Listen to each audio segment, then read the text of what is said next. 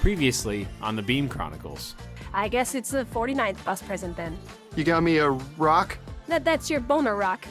I always kept my 49th bus present tied around my neck. Now we know this fly is trouble, and when we find him, we'll handle him. Jaxon, you have called us your family. A family protects each other, no matter the cost. Hell, you could do that right now. Tell Howie you're done with it and... JT, do not do that right now. I won't. Because I swear to fucking God, if you do, Charlie, I'm going... come on. I said I won't. But then maybe there was still one last option.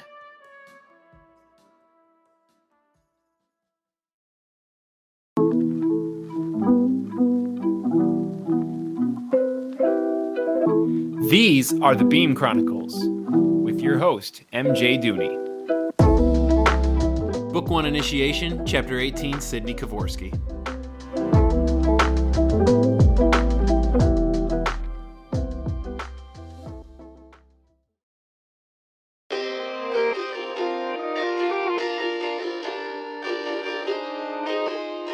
Three weeks had passed since the day the Fly ambushed Beam headquarters. During those 3 weeks, we relentlessly scoured the globe for him. Every resource we could use without arousing the suspicion of Howard Prophet we used. But the Fly was a much better hider than he was a fighter. We knew everything there was to know about him, but it did not do any good. We had his real name and his mother's maiden name, and that he graduated from MIT a year ago. We had his fingerprints and cellular phone number. We found his aunt and his best friend from high school and many other associates of Enzo Skelton, but none had seen him since the attack. We even discovered from where he had obtained the tanks and the drones. The military had reported the incident to Scouting weeks ago, but even Scouting, with all of the resources Beam offered them, had no more information on his whereabouts. Phil had set up several virtual nets around his credit cards and his identifications. If the Fly urinated in public, if he stuck his head up for an instant of air, we would have heard about it. But he remained in the shadows. He remained underground. Eventually, he would run out of luck. Eventually, he would have to make a mistake and expose himself. For certain, he would one day launch a second attack on us, but it would probably be better if we found him before that. No one was more diligent in the search for the Fly than Charlie. Not even Jaxon, the most obviously at fault, approached the matter with as much vigor as she did. Whenever Phil would report on a whiff of the semblance of a lead, she would group away to that area, and she would sit atop the tallest building in that city with her eyes closed and her ears covered, sixing for miles. She would stay there and meditate and scan for hours. But as of yet, her searches had not revealed the Fly. "We will run out of cities soon," I said to Jaxon as we rode in the back of the van together to the day's bust. Jaxon would make much better time by flying, but he insisted on keeping me company. I would not deny such an insistence, as the companionship was most appreciated. What do you mean? The Fly. I leaned over to whisper. Although Murphy was aware of the secret and was driving the truck, I felt the need to take extra precaution when discussing it. Soon there will be no more cities in which Charlie can search for him. Oh, right. Yeah, I really wish she would stop doing this, honestly. Why is that? Because first of all, she's only ever sixed him twice. The first time she probably disregarded him completely, the second time for like 5 minutes. So the only way she'll come up with him from scouring miles of densely populated city is if he happens to be walking around in broad daylight with his extra arms attached. It's like seeing a guy once, then picking him out of a football stadium full of people when he's wearing a disguise. Sixing is a deeper sensation than seeing, I reminded him. Even so, Charlie's good. She's not that good. She doesn't even know what she's looking for, yet she keeps running off to find it. Why? I have no idea. I had 3 theories on the answer to his question. Theory number 1. Charlie wanted to find the Fly before he attacked us because she was worried about the implications of the information he had gathered about her and myself during our previous encounter. Theory number 2. Charlie was eager to find the Fly before Howie discovered our secret because she had a very real sense of the sort of things of which Howie was capable, more so than Jaxon or myself. Theory number 3. Charlie wanted to find the Fly before Jaxon could find the Fly, because it was her fear that Jaxon would kill him, and preventing Jaxon from explicitly committing murder was a trophy that Charlie held in very high regard. I did not understand why entirely, but it was an infectious goal that I had adopted myself. She is concerned for our safety, Jaxon. She is guilty for letting him go the last time. Well, I guess I can't be too mad at her for that. He relented with a sigh. Even though without her, we get stuck with PR2 domestic cases. Murphy, I thought we got rid of the potency ratings once Cidney showed up. Nah. Well, the rest of us use it all the time. We just stop reporting them to you three. I mean, honestly, combined, who cares what you're up against? It was true. There was a general trend recently, after our clearing of Beam's enormous backlog of cases and the successful defense of headquarters, toward depriving us of any field work at all. In a sense, Ava had transitioned from just another team of Equalizers to the reserves, only deployed for cases of extreme danger or magnitude. I am told this was always the eventual intention for the department. However, we were still called to action now and again to keep us fresh, even when something worthy of our firepower had not presented itself. Charlie was often conveniently missing for these occasions, as was the case today. And today we get Lindsay Flair. Laser eyes? We're busting a lady with laser eyes? Seriously, Murphy? Jaxon did not ever read the reports, until such time that we were already en route to the case, a habit I suspected he had learned from Charlie. Hey, what do you want, all right? Should be straightforward, in and out, get you guys back to training or looking for your guy, whatever. Besides, I handpicked this case for you because I knew Charlie wouldn't be here. Shouldn't require anything outside of your specific comfort zone. Why not? Could you read the damn report, maybe? Jaxon, I explained. This woman is both naturally empowered and has no active record of either criminal or vigilante activity. Reports from evaluations say that she is quite in control of her ocular beams, which leads us to believe that if mental suppression is possible, we can somehow force it to be permanent. As a last resort, we could remove her eyes themselves. So she hates her powers and we can probably get rid of them. Precisely. Just say that, Sid. So she hates her powers and we can probably get rid of them. Good. The best kind of case. Knock on the door, take her to HQ, pop out her eyes, make her blind for the rest of her life, and we all go home alive. You know, there was a time where I would think this kind of thing was disgusting and barbaric. Now I'm just glad it'll be easy. Indeed. Pending her cooperation, this may not take long at all.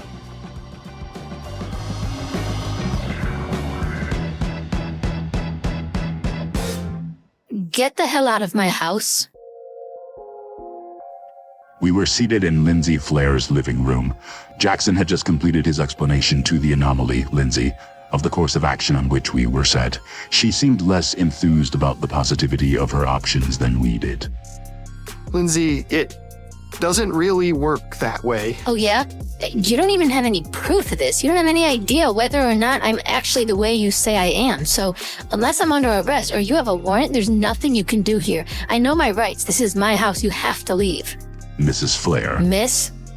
She interrupted me, still insisting that we vacate our positions on the couch in her living room. Miss Flair, I believe you are misunderstanding the nature of this visit. We are not the police. Even if we were, we could not arrest you, as you have not committed a crime. You're damn right I haven't. Yes. While we do not have a warrant, we do have a signed and approved completed evaluation of you and your anomalistic capacities. You will find this sufficient proof of our claims. I handed her the front page of the report, and she began to read it. Lindsay, that's better than a warrant, okay? Jaxon explained as soothingly and understandingly as he could. If we wanted to, if we judged it so, we're authorized to equalize you. Do you understand that? Lindsay Flair began to cry. I could tell it bothered Jaxon by the contortion of his face. I occasionally envied his compassion, but never his guilt. We don't want to, Lindsay. We try really hard not to if we can avoid it at all. Luckily for you, we caught this early and we can eliminate it before it gets too out of control. Sure, I'm lucky. Just take my eyes out, right? I'm just blind forever. Nothing to say about it, but at least I'm not dead. So I should be happy. Does that about sum up what you're trying to tell me? Can you even hear yourself talking? Jaxon opened his mouth to say something, but words did not come out. He rubbed his face and adjusted his position, leaning forward and resting his elbows on his knees. You're right. I'm sorry, it sucks. You're not lucky. It sucks. It's not fair. But consider the alternatives, Lindsay. Nobody here has a choice. It's just how things are now. What about him? What about freakish purple man over there, huh? He gets to walk around in broad daylight. He gets to come take my eyes away. You're telling me I'm more dangerous than him? Lindsay, I am a special case. Can't I be a special case too? No, Lindsay, that's not how this goes. We don't get to decide things like that. We don't get to decide anything. Believe me, all we do is take dangerous people and make them less dangerous. But I'm not dangerous. I never use the lasers. I don't even want them. That is good. We can most likely take them from you. And if you can control them as you have been, there is a chance that perhaps we can ensure that they are contained without taking your eyes. Perhaps a drug cocktail or some sort of brain surgery with frequent check-ins to ensure the effects are permanent. You may get out of this with your eyes yet. It is too early to give up that hope, but you still must come with us. I'm sure you've seen Beam on TV before, right? I'm sure you had some inclination this sort of thing was coming. I know it's completely unfair, and I agree with you on that, but again, try to see this in the best light. Consider the sort of thing that usually happens to people like you. But I'm not one of those people. I'm not an anomaly. I don't want to fight crime. I never ever use them. I never do. I swear. I know, but Beam thinks it should take the precaution anyway. What if one day you wake up and whatever is making it so you don't shoot lasers out of your eyes all the time stops working? What if it gets worse and then you hurt people? You don't want that, Lindsay, and Beam can help make sure it doesn't happen. I'm not Tanaka, all right? I'm not going to lose control and melt the suburbs. I'm just a single mom trying to get by, and I don't even use them. Yeah, you keep saying that, but if that were the case, we wouldn't have this evaluation sheet saying that you were a threat that we had to look into. Obviously, you've used them at some time. Suddenly, a look of shocked realization washed over Lindsay Flair's face, almost eclipsing her anger. Oh my God. This was my husband, wasn't it? My ex-husband. He's the one who reported me, isn't he? We honestly don't get that information, Lindsay, and even if we did, we couldn't tell you. Yeah. Whoever did that evaluation, whoever saw me use the beams, did they get the information that he was violating his fucking restraining order by coming to my house? Listen, What the hell was I supposed to do? Let that asshole come inside?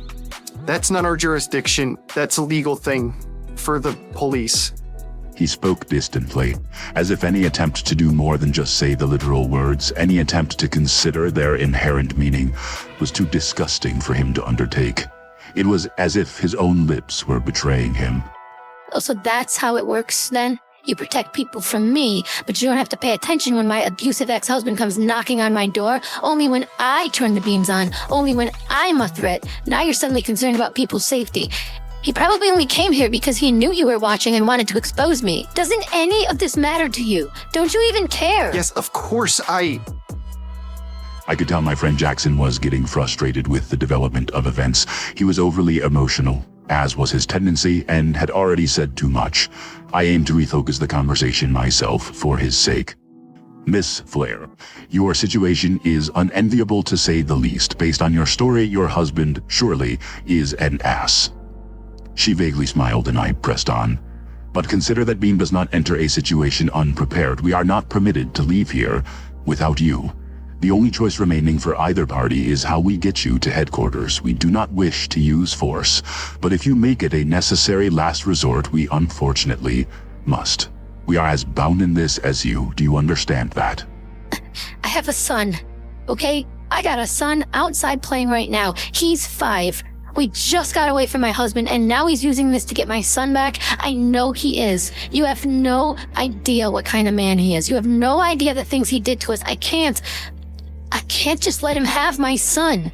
We can give you a minute to find an appropriate place for your son. Perhaps a grandparent or... No, see, you're missing the point. Even if I go with you, even if I cooperate and play nice and count my damn blessings that I didn't get killed for these fucking eyes I don't even want, even if I go blind and just move on with my life, they still take my kid away from me. You gotta know, you gotta know the stigma that goes along with being an anomaly. They aren't just gonna give me custody after this. They're gonna take my kid. And if I'm not there to protect him, what if he ends up back with his father? No, Miss Flair, you are overreacting, I assure you. Given your cooperation, Beam will testify on your behalf during custody proceedings once we have successfully suppressed the abilities. We will not allow them to... Bullshit.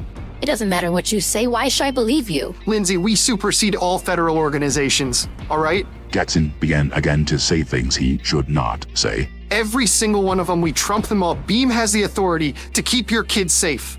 If CPS wants him, we'll just tell him he's an anomaly too. Or that we need to keep him at HQ to examine him just in case he is. Beam can do that. We're that big. Hell, we can stall the legal process for 13 years if we have to, and it'll never even see the court until he's legally an adult anyway. You'll never lose your son. We can all but guarantee it. But why would you? I don't believe you. You're just trying to get me to come with you, and then you'll lock me up, and my son will be back with... You're lying. I know you're lying. I'm not lying. I swear to God, I personally guarantee it, all right? Nothing will happen to your kid. Jaxon, I do not know if you should. No, Sid, I'm saying it. I'm so fucking sick of this bullshit. I'm done with it. I promise you, Lindsay, I will let nothing bad happen to your kid. I won't let his father anywhere near him. You have my word. I swear to God. Do gods even believe in God? She asked monotonously.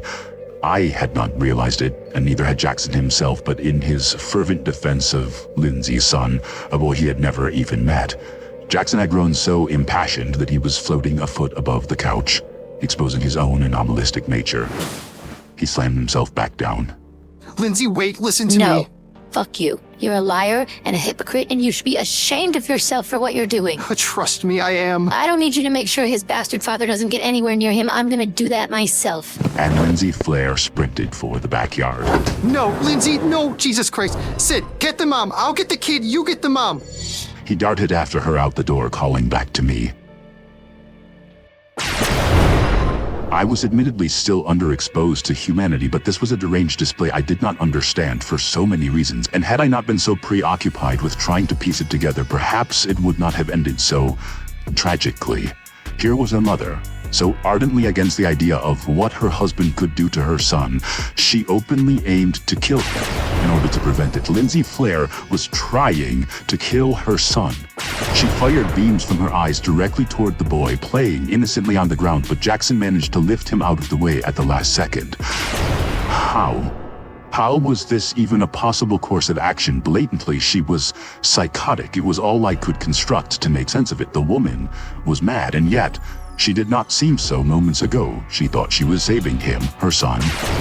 By killing him, she would kill this boy, this son that she obviously loved, to save him from whatever fate his father had in store, and in doing so, she nearly sealed her own death as well.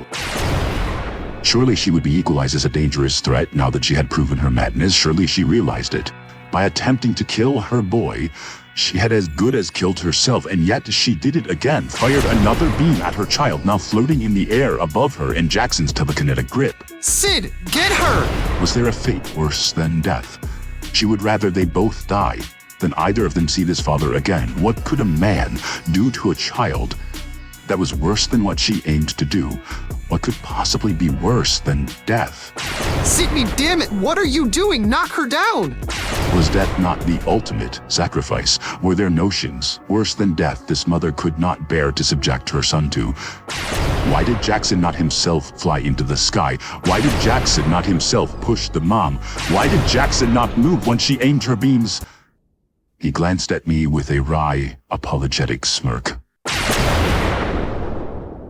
No. Jackson's body flung across the yard like a limp ragdoll and slammed into the wooden picket fence. The child, the sobbing boy whose mother had tried to kill him, fell from the sky, but Jaxon sprawled onto the ground in a gory, massacred state, lifted an arm out to slow his descent, catching him inches before he struck the ground.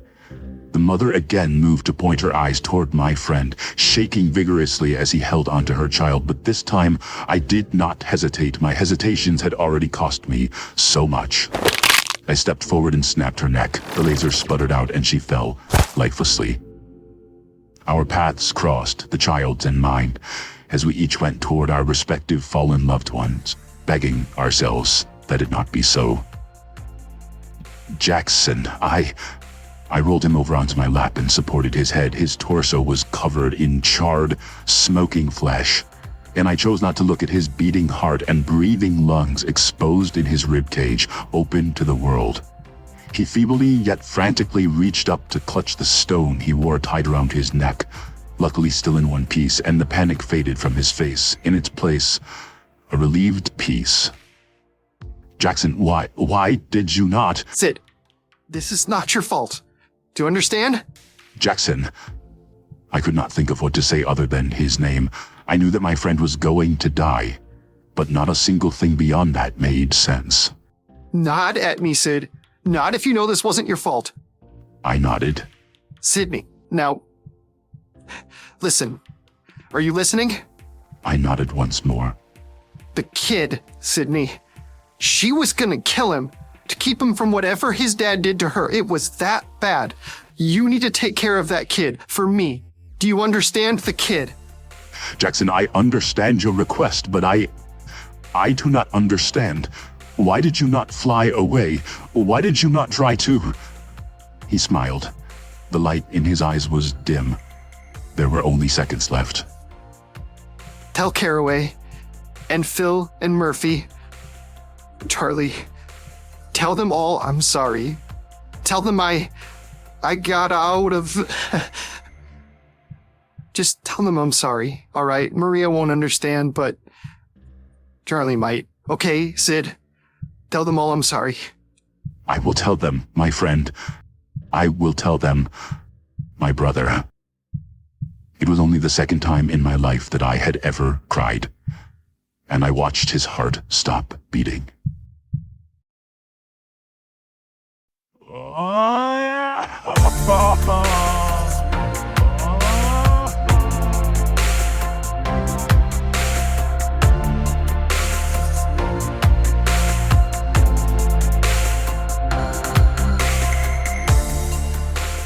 Thank you for listening to this episode of The Beam Chronicles, a fiction podcast written and produced by me, MJ Dooney. We're closing in on 1,000 total downloads for this little passion project of mine, so first and foremost, thank you for your part in that.